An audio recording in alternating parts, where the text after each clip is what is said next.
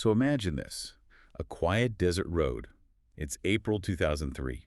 All you see is dust, heat, and you can just feel the constant tension of a war zone. Right. And in the middle of all of it is an NBC reporter, David Bloom. He's embedded with the U.S. 3rd Infantry Division, reporting live from this makeshift armored vehicle they called the Bloom Mobile. He was the definition of dedication. I mean, totally running toward the danger to bring the story home. He survived everything, mortar fire, close calls, just the relentless stress of combat, and then just like that, he collapsed. But not from an enemy bullet? No, from a silent killer, a blood clot that tragically ended his life at just 39 years old. It was such a shocking and, I mean, profoundly public loss. It just carved this permanent line through his family's life, including his 9-year-old daughter, Nicole. Okay, so now fast forward 2 decades. That little girl is now a woman standing center stage, not in a conflict zone, but under the blinding flashes of Hollywood spotlight. She is Nicole Brydon Bloom, and in just the last few years, her life has accelerated from a rising indie star to a global celebrity. And not just that. She's suddenly married to one of Hollywood's most famously private actors, Justin Theroux. And now they're expecting their first child. It's a story that is just defined by intensity. First, the intensity of tragedy, and now the intensity of success and, well, commitment. It's the ultimate example of a life that went 0 to 100. Welcome to StarScope Report. We're diving deep into the unexpected twists of Hollywood drama, music industry shakeups, and viral influencer scandals.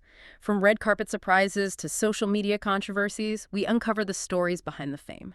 And today we're following the sensational story of Nicole Brydon Bloom. Her life just seems defined by these intense emotional arcs, from that loss of her renowned father to her recent very public and rapid acceleration into marriage and impending motherhood. So we have to start at the beginning with that seismic event.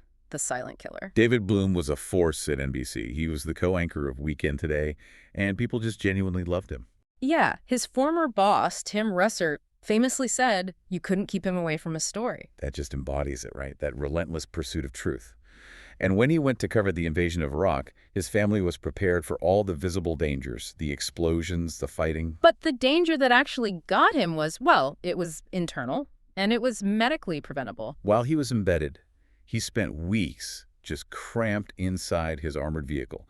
We're talking long days, long nights, very little sleep, and intense heat. It was the perfect storm, the perfect conditions for a deep vein thrombosis, a DVT, to form in his legs. And he'd even mentioned it offhandedly that his legs were cramping. But, I mean, who wouldn't have cramping legs after weeks in a situation like that? Of course, nobody understood the gravity of it. Not until that clot traveled and caused a fatal pulmonary embolism, a PE, and he was only 39. His wife, Melanie Bloom, she later described DVT as the bomb that lay within his own body. Wow. That phrase just captures the unique terror of it all. They survived the external threat of war, only to have him taken down by something unseen. It's just such a poignant, powerful irony. And what really stands out to me is how that tragedy immediately shifted from this private grief into a public cause. It had to. Melanie Bloom dedicated her entire life to DVT awareness. At the time of his death, something like 74% of Americans were completely unaware of the risk. And because of her tireless advocacy, March is now National DVT Awareness Month.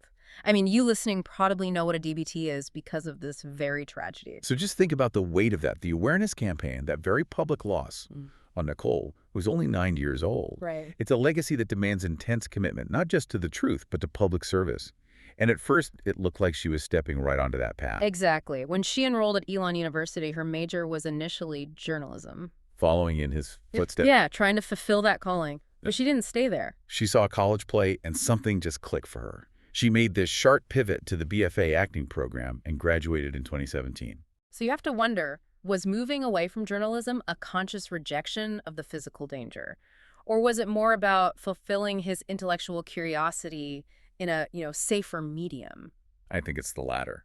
She consciously chose safety, but didn't sacrifice the drive.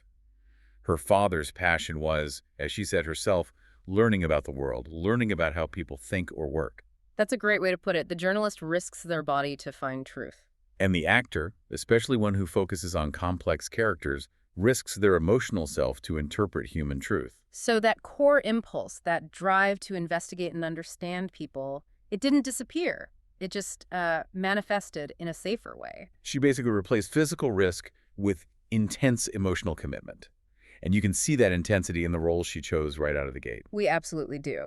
If David Bloom couldn't be kept from a story, it seems Nicole Brydon Bloom couldn't be kept from a demanding role, even if the production was literally falling apart around her. Which leads us right into her Hollywood ascent.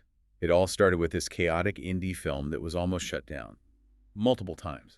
Yeah, after graduation, she did her time, paid her dues with solid guest spots.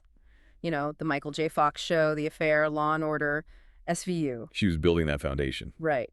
But her first real lead role, her breakthrough, came with this psychological horror film in 2019 called 1BR. In it, she played Sarah, a young woman looking for acceptance in L.A., and she goes through some pretty significant psychological and physical trauma. And Nicole has said the script just instantly grabbed her. She admitted she kept exclaiming, "Ah," and "OMG," while she was reading these really difficult scenes. That just suggests this deep, almost visceral commitment to the character's pain. And that performance really resonated. The film became this huge sleeper hit on Netflix, but the production itself was just absolute chaos. A pure demonstration of commitment. It was a rapid 15-day shoot, and it really had to fight for its existence. Let's talk about the nightmare conditions. Just a week before they were supposed to start filming, the Scarball fire forced the entire production office to evacuate and move. So they're scrambling just to get paperwork organized. Then the original lead actress abruptly drops out. And her boyfriend, who is the male lead, followed her out the door. Wow. It was an existential threat to the whole project, just days before cameras were supposed to roll.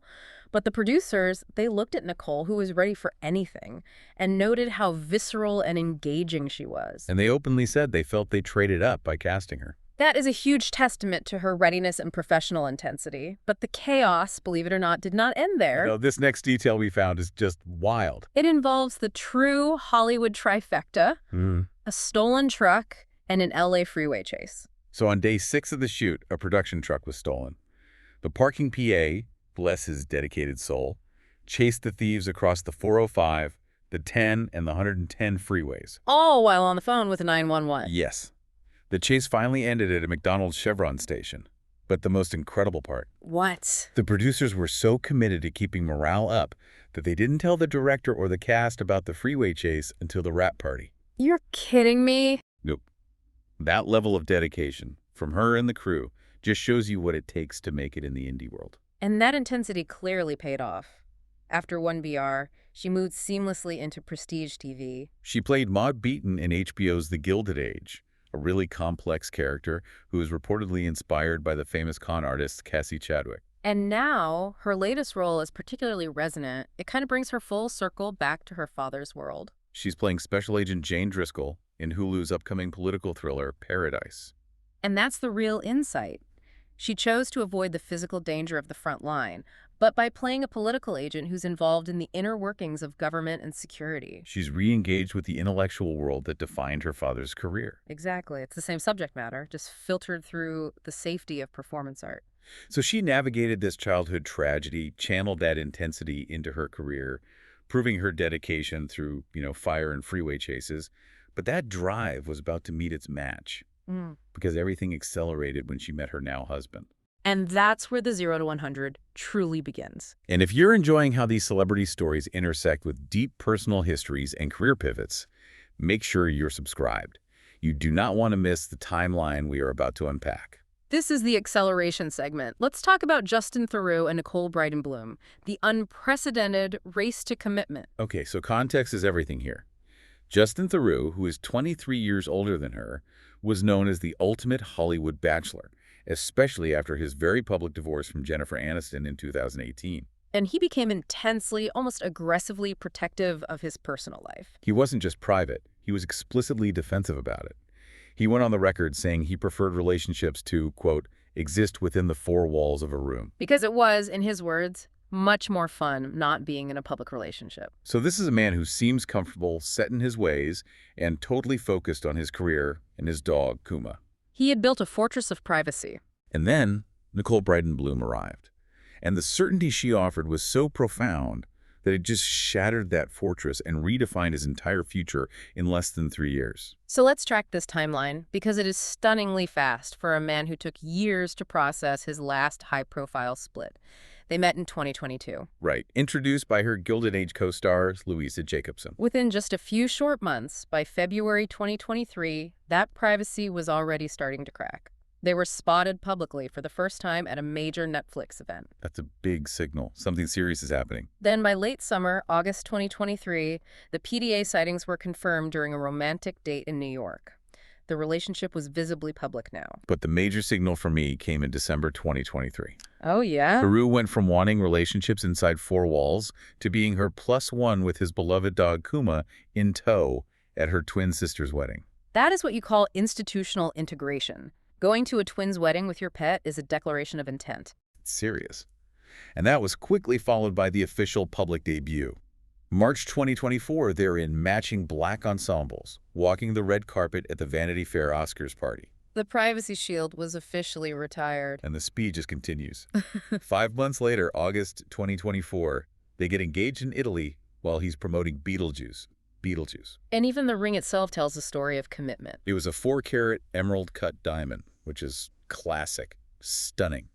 But the band included both of their birthstones. It's an immediate symbol of merging two lives, not just a beautiful piece of jewelry. Then the final markers of acceleration hit in 2025. In March, they got married in a private ceremony in Tulum, Mexico.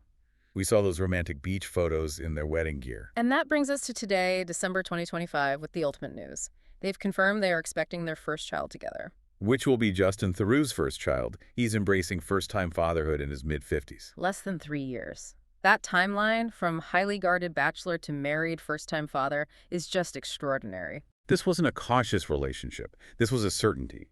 The insight here is that this rapid sequence of milestones just proves that Nicole Brydon Bloom offered something that completely bypassed his decade-long cautiousness.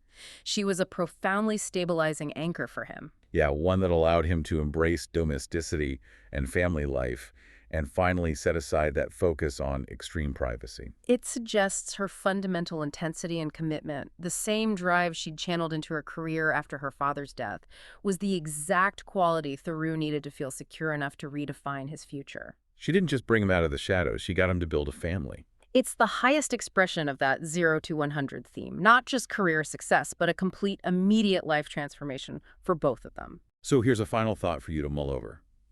Considering her initial path into journalism, a reflection of her father's intense commitment, only to pivot to acting, and now she finds herself playing a political agent while embracing motherhood and stability. What does it tell us about the unexpected ways we often end up fulfilling the spirit of our family's legacy, even when we consciously choose a completely different career path? That the foundational traits, the drive, the curiosity, the intensity, will always find a medium, whether it's through interpreting human nature on screen or building a foundation of certainty with a partner. If you're loving these Hollywood twists, make sure you're subscribed. We've got even crazier stories ahead. You've been listening to StarScope Report, where Jordan and Jamie uncover the stories shaping Hollywood, music, and pop culture. Thanks for tuning in, and don't forget to subscribe for more stories that keep the stars shining.